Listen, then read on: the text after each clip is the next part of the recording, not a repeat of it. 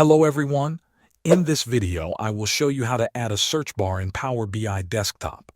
First, make sure you have already created your report in Power BI Desktop. Your data should be loaded, and you should have at least one visual on the report page.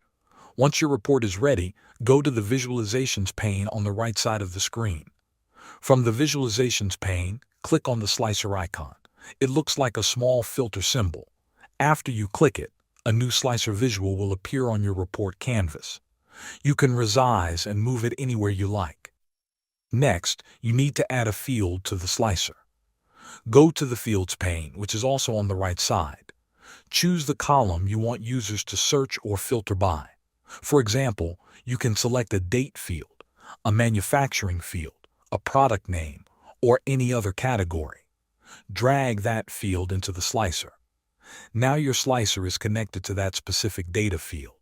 If the slicer is in list mode, users can scroll and select values.